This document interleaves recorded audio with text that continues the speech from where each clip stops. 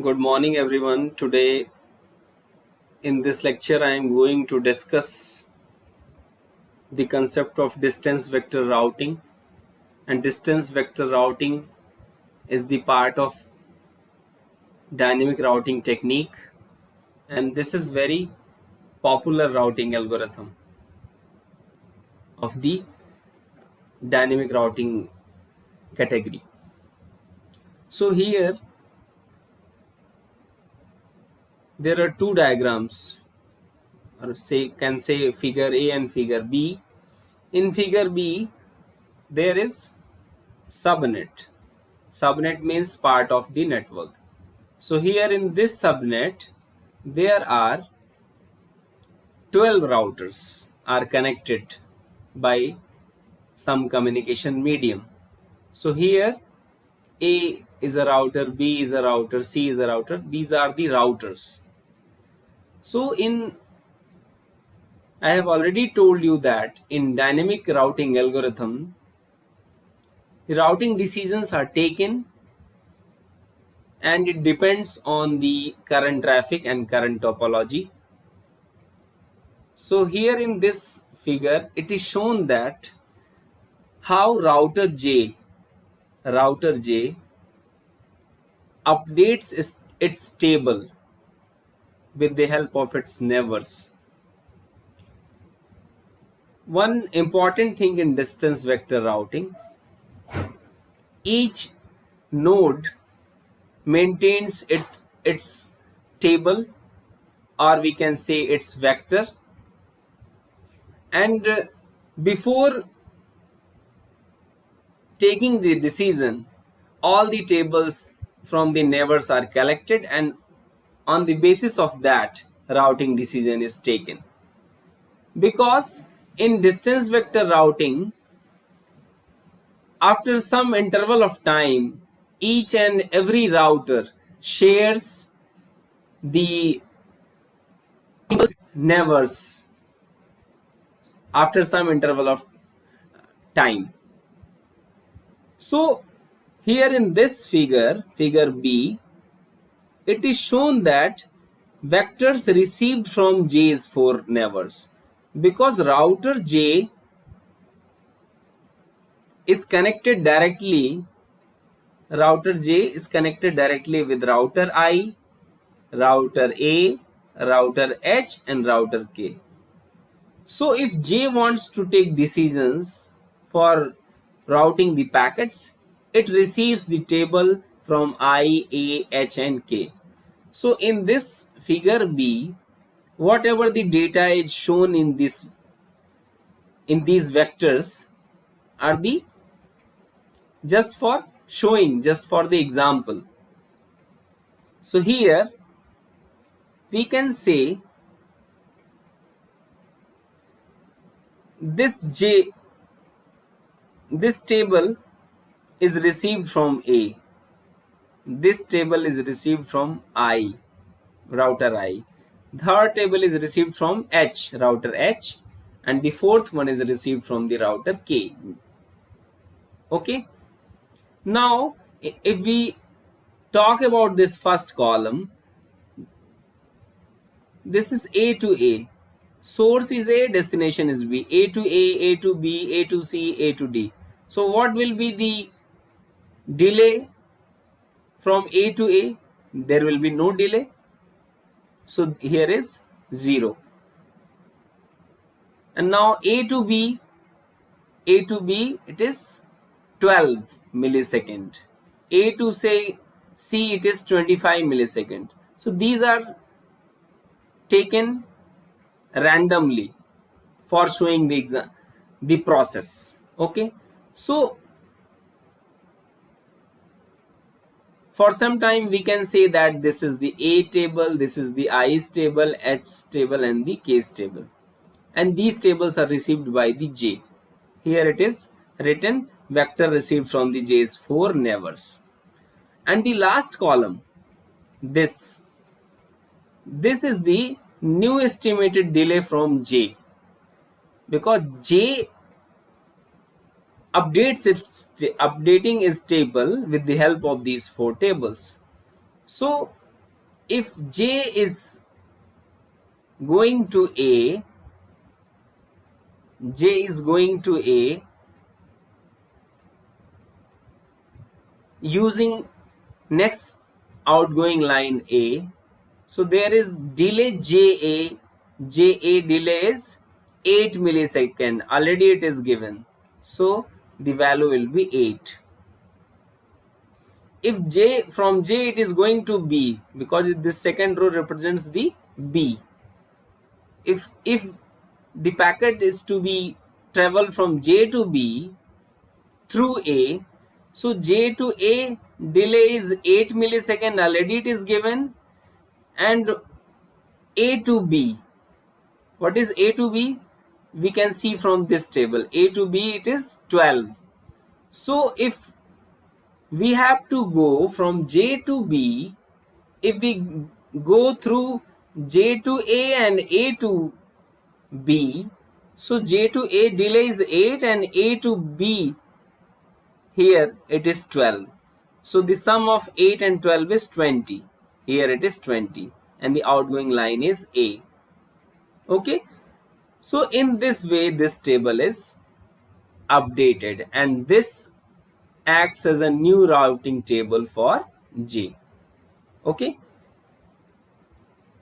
So here in this figure, first one is subnet and another is input from router A, I, H, K, and the new routing table for J is shown in the last column. Okay. So this is the process for calculating or for updating the table. Now, this is the count to infinity problem, which is very important problem related to distance vector routing. So consider the example of figure A. Here in this figure, this is a linear network. Is a network having how many nodes? How many routers? We can say 5 routers. And they are linearly connected. A is connected to B and B is connected to C. In this way, there are 5 nodes are connected. Initially there is no problem. Initially, it is known here that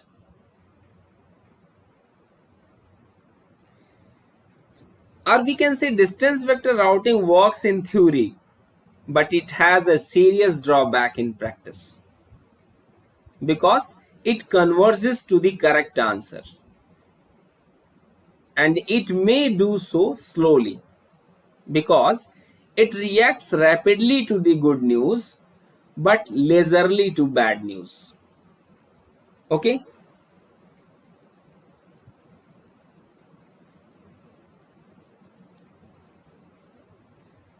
And to see how fast good news propagates and how leisurely to the bad news, see this example. Suppose if we are talking about this figure A, suppose A is down initially. This router A is down initially. Okay. This router A is down initially. Okay. And all the other routers know this. In this network, A is down and all the other routers B, C, D, E knows this. In other words, we can say they have all recorded the delay to A is infinite. If A is down, if this is informed to all the other routers, then no packet will be transferred from B to A, C to A, D to A and E to A. Then the distance will be infinite initially. Okay. But when A comes up,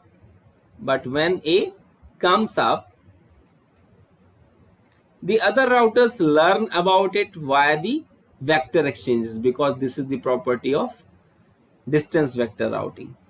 So for the simplicity, we will assume that there is a gigantic gong somewhere that is struck periodically to initiate a vector exchanges at all routers simultaneously. But at the time of first exchange, B learns that its left neighbor has zero delay to A. So B now makes an entry in its routing table that A is one node away to the left. But all the other routers still think that A is down. So it is shown here that initially all the values of B, C, D is infinite because they all know that A is down. But when A comes up, only B is known that there is a path from B to A and the path length is 1, that is one node away. But still C, D and E are unaware of this fact. Okay, but if after second exchange C will come to know that I can send the message to A, send the packet to A through B, and B is one hop away from the C, so distance of C to B is 1, and it is already known that from B to A the distance is 1, so the C is updated to 2 after 2 exchanges.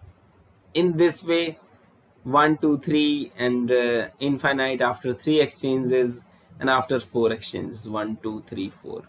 So after 4 exchanges, every router, other router except A, knows that we can reach to A by some mean. Okay, but now let us consider the situation of the figure B. Here all the lines and routers are initially up.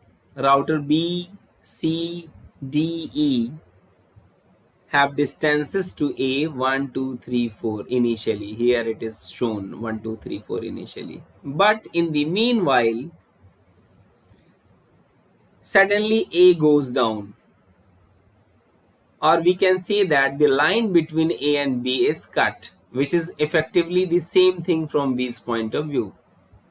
So at the first packet exchange, B does not hear anything from A. But fortunately, C says, do not worry, I have a path from my side to A of length 2. So little does B know that C's path runs through B itself. For all B knows, C might have 10 lines all with separate paths to A of length 2. As a result, B thinks it can reach A via C with a path length of 3. D and E do not update their entries for A on the first exchange. But on the second exchange, C notices that each of its neighbors claims to have a path to A of length 3. It picks one of them at random and makes its new distances to A, 4, as shown in the third row. Okay. So figure B is showing these possibilities. But subsequent exchanges produce the history shown that it is clear from this figure that bad news travels slowly. No router ever has a value more than 1 higher than the minimum of all neighbors. Okay. So this problem is known as count to infinity problem. In this way, it updates its values continuously. So this problem is known as count to infinity problem. Okay. So count to infinity problem is related to which routing technique? Is related to distance vector routing technique. and it is very important and very popular. Now, link stat routing. Link stat routing is the another category of dynamic routing algorithms. In this routing technique, each router must do the following.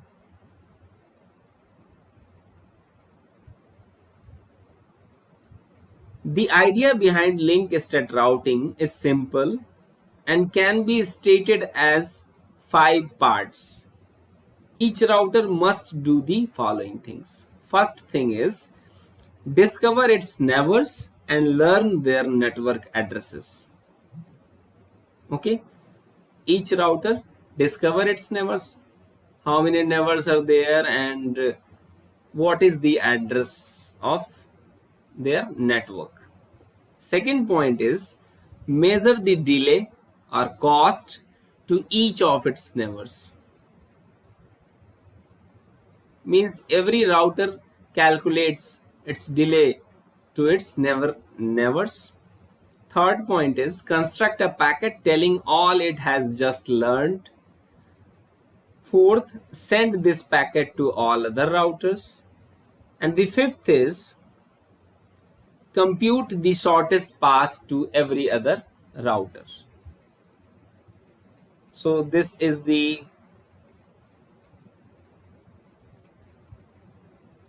learning about the neighbors, how a router will come to know about its neighbors, and how a graph model of any subnet can be drawn. It is shown in the figure B. So in figure A, there are 9 routers, and these routers are connected to a local area network, and how it is converted to a graph model, it is shown in the figure B. Okay, here in place of LAN there is a N, router N, and it is directly connected to A, and then A is directly connected to B in the same structure which is shown in the figure B. So in this way a router can learn about the neighbors. Now, measuring line cost.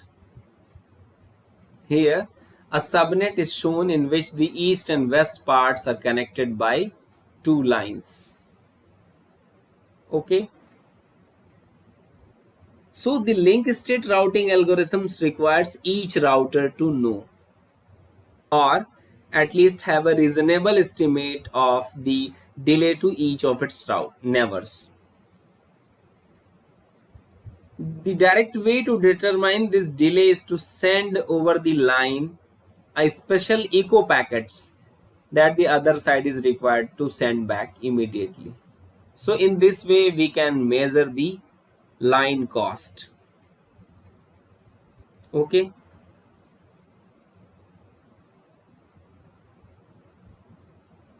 now next is building link stat packets.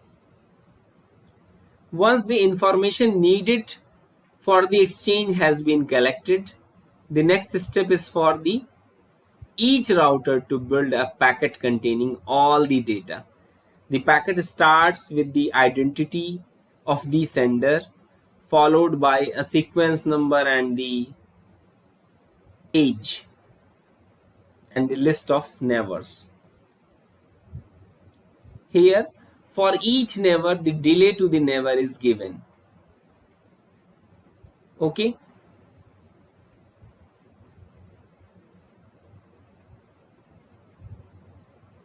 so example subnet is given in the figure A with the delays shown as levels on the lines. If we talk about B2C, there is delay 2. Okay, the corresponding link stat packets for all 6 routers are shown in the figure B. So building the link state packet is easy The hard part in this is determining when to build them. So one possibility is to build them periodically, that is at regular intervals. But another possibility is to build them when some significant event occurs, such as a line or never going down or coming back up again or changing its properties. Okay. Now the next one is distributing the link state packets. Here the packet buffer for router B in the previous slide for router B. Okay. So the tricky part of the algorithm is to distributing the link state packets reliably. As the packets are distributed and installed, the routers getting the first ones will change their routes. Okay. So here in the figure, the link state packets from A arrives directly, so it must be sent to C and F and acknowledged to A. Here it is shown in the first row, and it is indicated by the flag bits. Similarly, the packet from F has to be forwarded to A and C and acknowledged to F. Okay.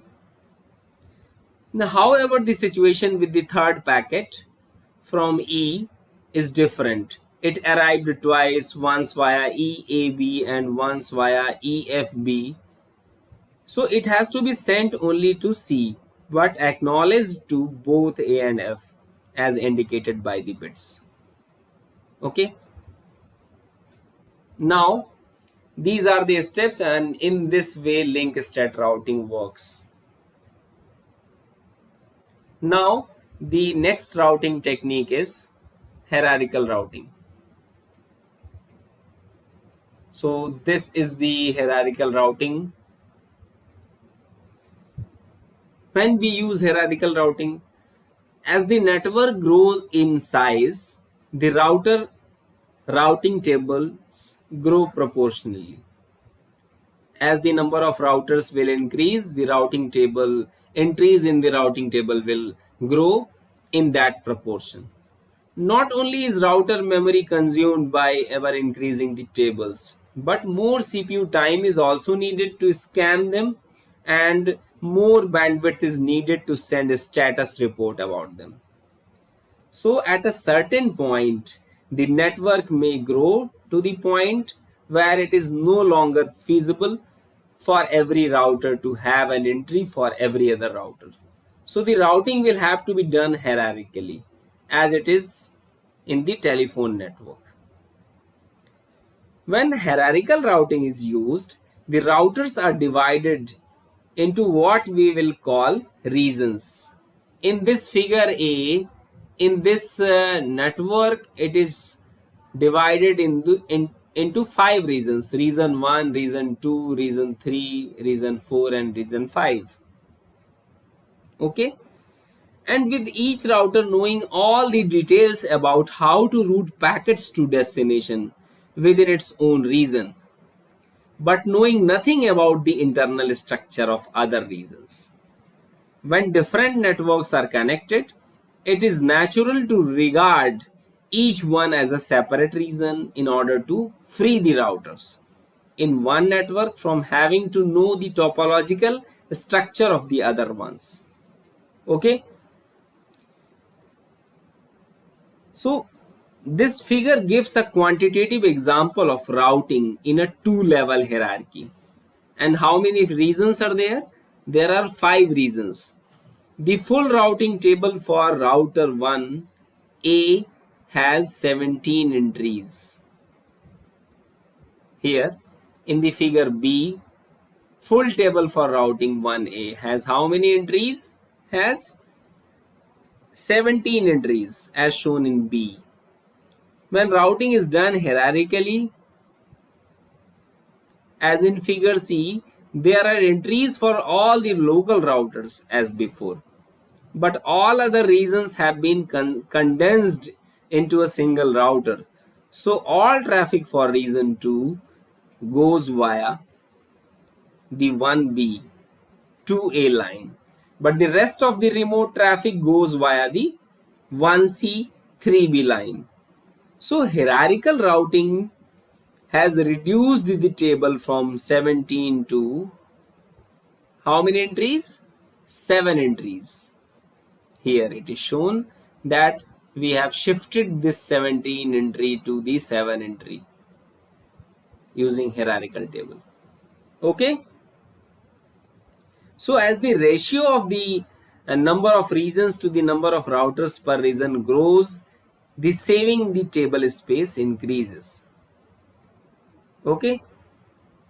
So this is the example of hierarchical routing, and how the regions are made and how the tables are updated and how these are converted in the hierarchical table and how the number of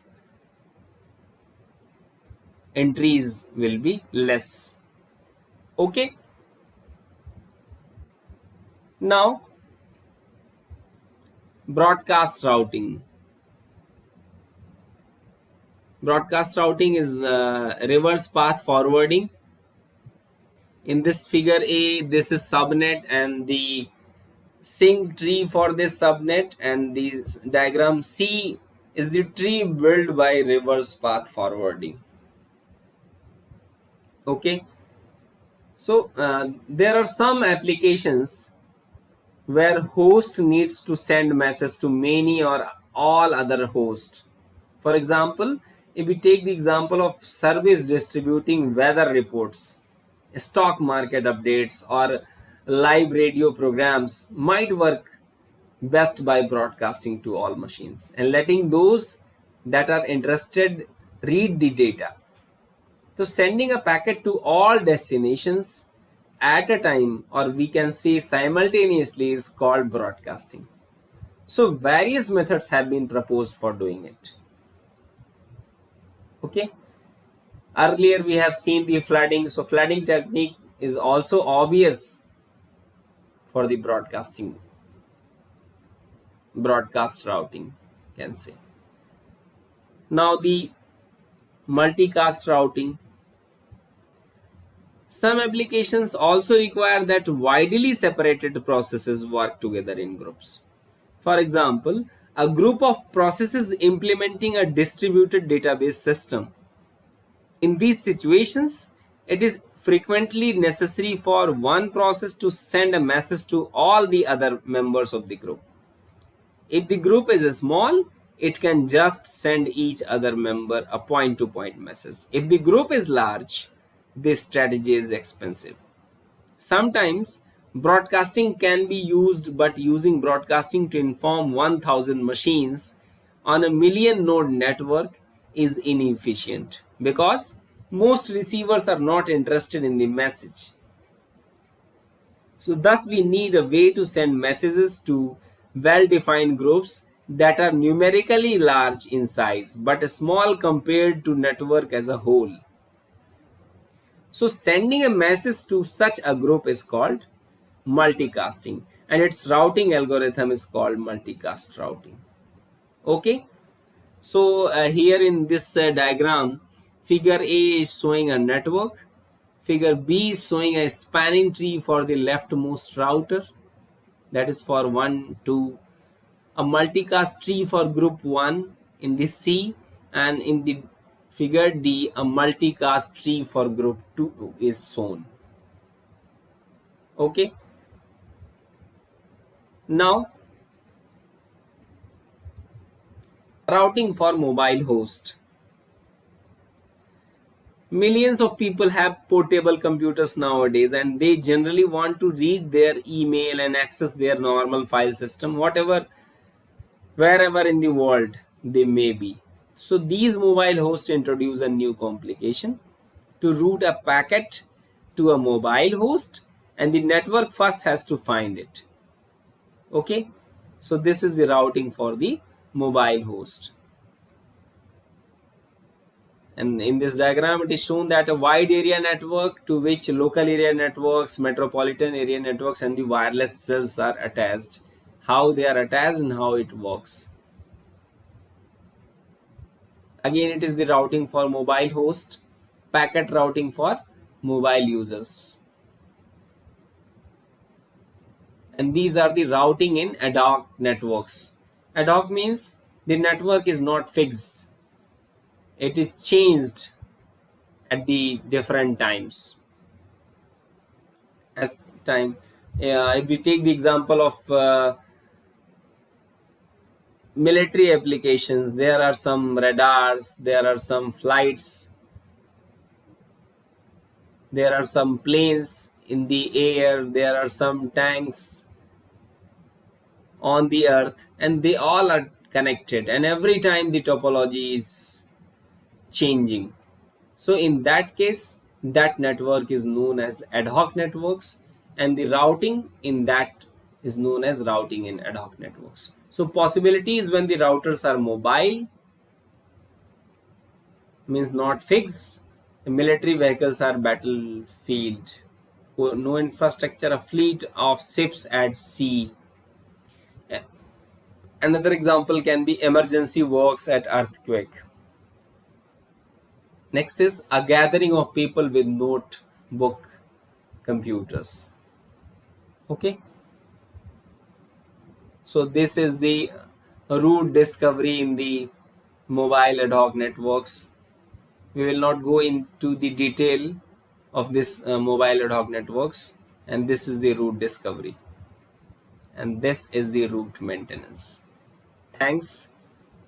I hope that you all got the concept of the routing techniques. Thank you.